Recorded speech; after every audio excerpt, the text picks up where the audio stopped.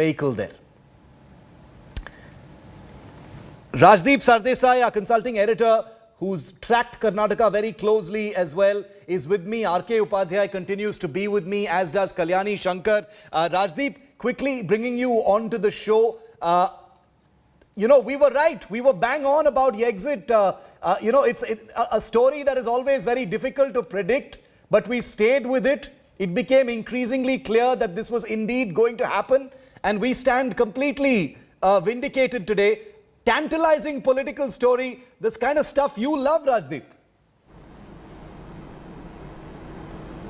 Well, what is interesting, Shiv, is Yediyurappa himself. The reason why there could always have been a twist in the tail is because of the nature of Mr. Yediyurappa's politics. He's an unpredictable politician. You could even argue he's a very unlike BJP politician in the age of Modi Shah, because he had almost built Karnataka as his independent fiefdom. From what I gather, there had been pressure on him for months to step down, and he was resisting it. Finally, he's completed 2 years and has given way. So it's not as if this has happened overnight. What I gather is since early this year, there was pressure on Mr. Yediyurappa to hand over charge. He was insistent, that his son Vijayendra be accommodated, possibly as even BJP state president. I don't think that the party high command was willing to oblige him in that regard. There were also questions over corruption allegations, and I think he wanted an element of protection for his family. And he wanted the right to decide who his successor will be. And that's going to be the interesting point, because remember, the BJP in Karnataka has been a Yediyurappa party. You could even argue it's been a Lingayat dominated party, and there is this pressure that Mr. Yediyurappa and his core supporters are putting, that Yediyurappa be given the right to nominate his successor. I'm told that he was particularly keen that Basavaraj Bommai, the Home Minister, be allowed to be nominated by Mr. Yediyurappa as his successor. We are not sure whether that element has been agreed to by the High Command, because the High Command also has its own list of names, many of whom have been lobbying hard here in Delhi for the last few days. So that part of this Karnataka Nataka is yet to be finalized. I think Mr. Yediyurappa has agreed because he has ensured, from what I gather, some element of protection from his family, should there be any corruption allegations raised.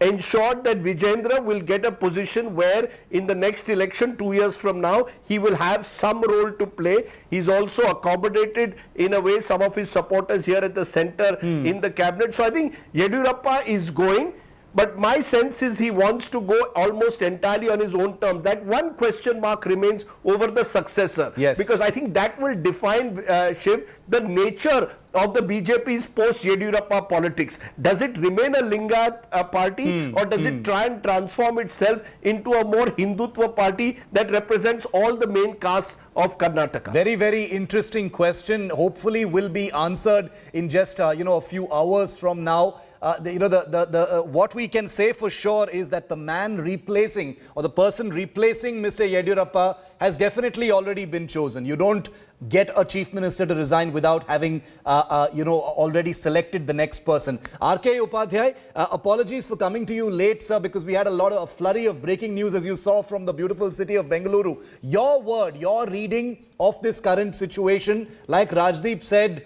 the only outstanding issue now is who will be the next chief minister and what kind of role Mr. Yediyurappa would have played in selecting that person. So let me start by congratulating your channel. I've been following Nolan and covering your Karnataka Express. Okay, that is unfortunate. We've lost that Zoom link with Mr. R.K. Upadhyay. I'm going to patch that through in just a bit. Bear with me, viewer. We're going to patch that through in just a moment from now. Nolan is with me live right outside the Raj Bhavan. Nolan, we've seen the cavalcade of Mr. Yediyurappa going into the Raj Bhavan right now. For the benefit of our viewers, just take us through what we're going to see happen. The governor of Karnataka is Thawar Chand Gehlot. What happens next? Well, Shiv, let's put it this way. Everyone assumed that the Chief Minister, basically Mr. B.S. Yediyurappa, would actually head back to his official residence and thereafter seek an appointment with the governor.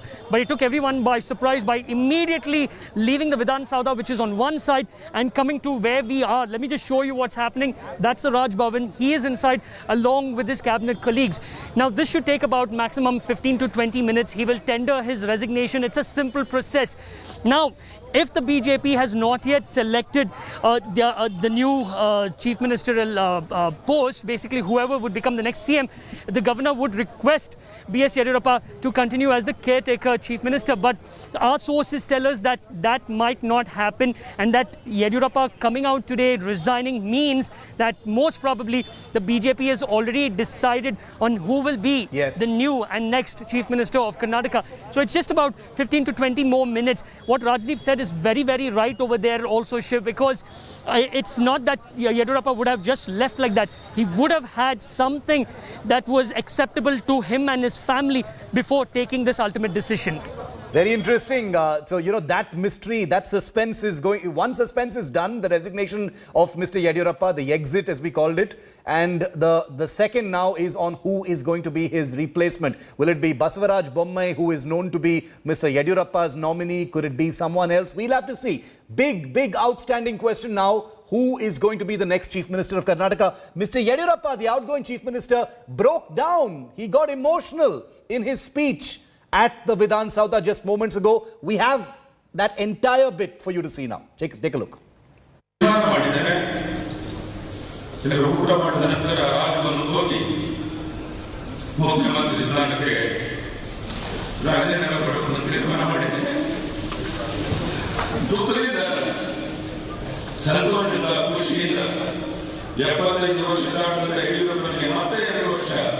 ಮುಖ್ಯಮಂತ್ರಿಯಾಗಿ ಮುಂದುವರಿಕೆ ಮಾಡಿಕೊಟ್ಟಂತಹ ಪ್ರಧಾನಿ ನರೇಂದ್ರ ಮೋದಿ ಅವರಿಗೆ, ಅಮಿತ್ ಶಾ ಅವರಿಗೆ, ನಡ್ಡಾ ಅವರಿಗೆ ಶಬ್ದಗಳಲ್ಲಿ ಅಭಿನಂದನೆ ಸಲ್ಲಿಸಲು ಮಾಡಿದ್ದೇನೆ.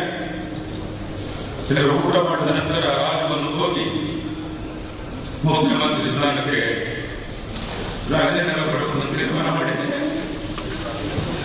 ದುಃಖದಿಂದ, ಸಂತೋಷದಿಂದ, ಖುಷಿಯಿಂದ 75 ವರ್ಷ ದಾಟಿದ ಯಡಿಯೂರಪ್ಪನಿಗೆ ಮತ್ತೆ 2 ವರ್ಷ ಮುಖ್ಯಮಂತ್ರಿಯಾಗಿ ಮುಂದುವರಿಕೆ ಮಾಡಿಕೊಟ್ಟಂತಹ ಪ್ರಧಾನಿ ನರೇಂದ್ರ ಮೋದಿ ಅವರಿಗೆ, ಅಮಿತ್ ಶಾ ಅವರಿಗೆ, ನಡ್ಡಾ ಅವರಿಗೆ ಶಬ್ದಗಳಲ್ಲಿ ಅಭಿನಂದನೆ ಸಲ್ಲಿಸಲಾಗುವುದು.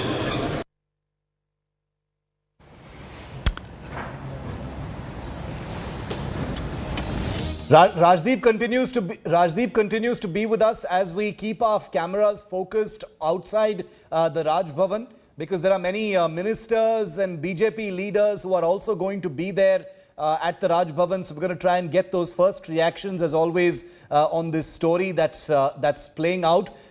Rajdeep, what kind of work would it have taken, to sort of manage this exit in a peaceful kind of way? Yediyurappa is a man who has proven in the past, to mean trouble when cornered. When he has been done wrong to.